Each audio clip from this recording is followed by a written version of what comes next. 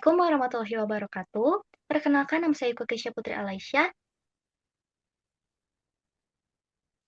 Assalamualaikum warahmatullahi wabarakatuh. Perkenalkan nama saya Kesya Putri Alaisyah dengan NPM C10230127. Perkenalkan, nama saya Sabila Kusuma Dewi, D10230131. Perkenalkan, nama saya Angelika Aryesta dengan NPM C10230129. Perkenalkan, nama saya Keiko Sanjaya dengan NPM C10230019. Perkenalkan, nama saya Sania Mutiara Puspadewi dengan NPM C10230029.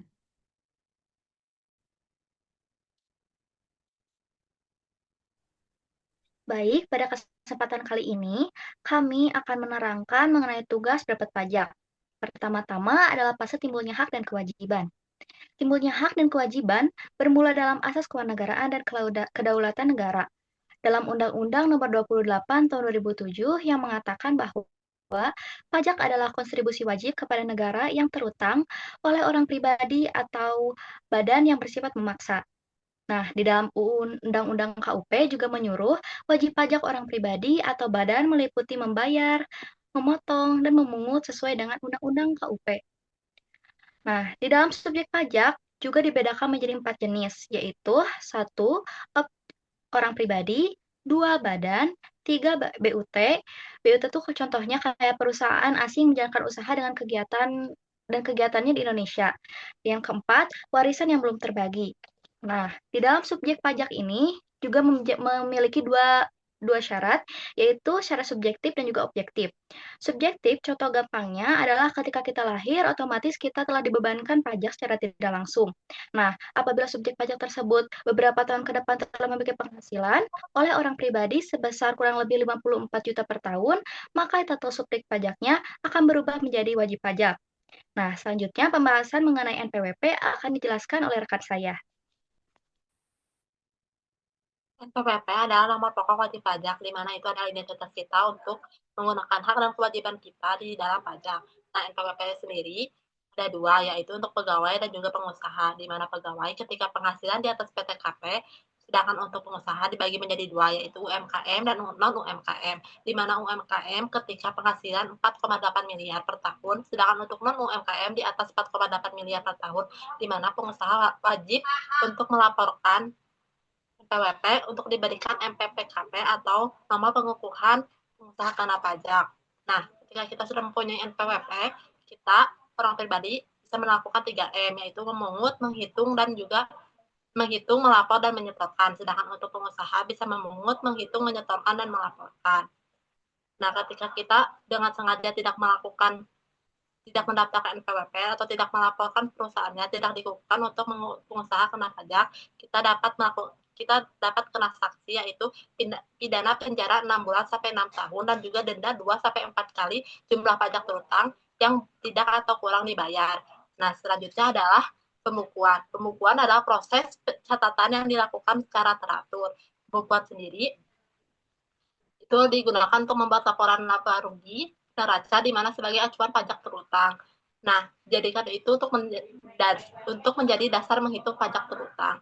Nah, untuk PPh badan sendiri dihitung dari tarif dikali laba fiskal yang sumbernya dari laba rugi. Sedangkan untuk UMKM melakukan pencatatan menggunakan PPh final 0,5% dikali omset bagi penjualan atau pendapatan. Nah, selanjutnya adalah pelaporan SPT. Nah, SPT sendiri adalah surat yang untuk wajib pajak digunakan melaporkan, menghitungkan atau pembayaran pajak, objek pajak, atau bukan objek pajak dan atau harta dan kewajiban. Nah, SPT sendiri dibagi ada dua, yaitu untuk satu masa pajak dan juga untuk satu tahunan pajak. Nah, jenis SPT bisa WP badan maupun WP orang pribadi. Nah, ketika kita sudah melaporkan, kita sudah menyampaikan SPT, akan diperiksa. Nah, diperiksa itu ketika tidak ada kurang lebih atau lebih bayar, kita bisa lakukan pengawasan. Nah, SPT itu akan diperiksa selama 5 tahun, dimulai misalnya kita 2025. Nah, sampai 2030 itu SPT yang 2025 itu masih bisa diperiksa oleh DJP. Nah, selanjutnya akan dijelaskan oleh Edil, yaitu pengawasan. Selanjutnya di sini ada fase pengawasan. Yang pertama, pemeriksaan. Pemeriksaan dilakukan untuk menguji kepatuhan perpajakan. Di fase ini, Dirjen Pajak melakukan pemeriksaan atas SPT wajib pajak untuk memastikan kepatuhan dan kebenaran datanya. Produk pemeriksaan untuk tujuan kepatuhan yang pertama ada SKPKB, yaitu pokok pajak lebih besar dari kredit pajak. Yang kedua ada SKPKLB, pokok pajak lebih kecil dari kredit pajak. Yang ketiga ada SKPN, yaitu pokok pajak sama dengan kredit pajak. Yang keempat ada SKPKBT, ada data baru dan utang pajak. Yang kelima ada STP, ada sanksi administrasi. Yang terakhir itu ada bukti permulaan. Nah, jika hasil dari pemeriksaan sesuai dan tidak ada masalah, maka bisa langsung selesai. Tetapi jika terjadi masalah, maka Dirjen Pajak akan menerbitkan surat ketetapan pajak. Ketetapan apabila Dirjen Pajak mendapatkan bukti jumlah pajak yang terutang menurut surat pemberitahuan tidak benar, maka Dirjen Pajak menetapkan jumlah pajak yang terutang. Wajib pajak bisa setuju dan bisa langsung bayar sesuai dengan ketetapan jumlah pajak yang terutang. Dan jika tidak setuju, wajib pajak bisa mengajukan keberatan dan masuk ke fase sengketa. Selanjutnya ada fase sengketa yang dijelaskan oleh rekan saya. Nah, selanjutnya itu kita masuk ke fase sengketa pajak.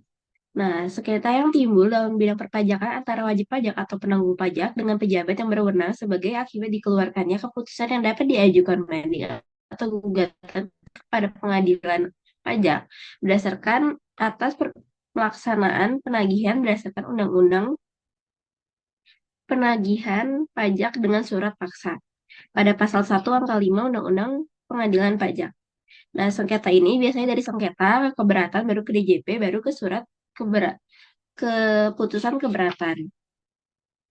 Lalu, dari ketetapan pajak itu, misal kita mau mengajukan keberatan itu, paling lama itu 3 bulan setelah dikirim surat ketetapan pajak.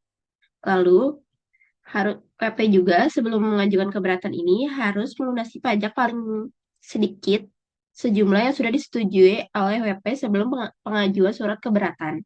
Surat keputusan keberatan.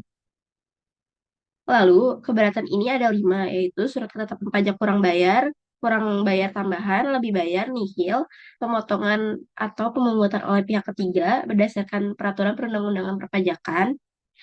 Lalu, misalkan kita mengajukan surat keputusan keberatan ini, DJP paling lama harus menyetujuinya 12 bulan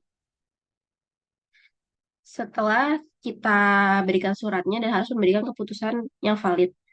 Lalu, surat keputusan keberatan ini adalah surat keberatan berdasarkan ketetapan pajak oleh pihak ketiga yang diajukan oleh WP. Nah, bila setuju itu langsung diproses, sedangkan bila tidak setuju langsung mengajukan banding biasanya. Selanjutnya akan dilanjutkan oleh rekan saya. Selanjutnya itu ada tahap banding, di mana banding ini terjadi kalau misalkan WP itu adanya ketidakterimaan atas utusan dari surat keputusan pajak. Nah, seperti yang tadi rekan saya jelaskan, banding terjadi apabila WP itu sudah memegang surat keputusan selama 3 bulan. Setelah itu, WP dapat memberikan surat bandingan kepada Dirjen Pajak. Nah, untuk hal itu, setelah WP mendapatkan surat tersebut selama 3 bulan, WP akan membawa hal tersebut ke pengadilan pajak, di mana bila Dirjen menyetujui dari setengah dari keputusan WP, WP akan membayar sebesar 60% dari hasil keputusan. Namun bila WP tidak menyetujui hasil dari banding, maka akan meminta peninjauan kembali yang akan membawa WP ke MA yang dimana akan mendapatkan surat pengajuan kembali dengan sanksi yang sama yaitu 60%. Untuk sekian materi dari saya. Selanjutnya akan saya berikan kepada Yuke untuk moderator. Baik, terima kasih teman-teman saya telah menerangkan mengenai fase-fase yang telah ditugaskan oleh dosen kita. dan untuk tugas berdapat pajaknya. Nah, sekian dari kami. Wassalamualaikum warahmatullahi wabarakatuh.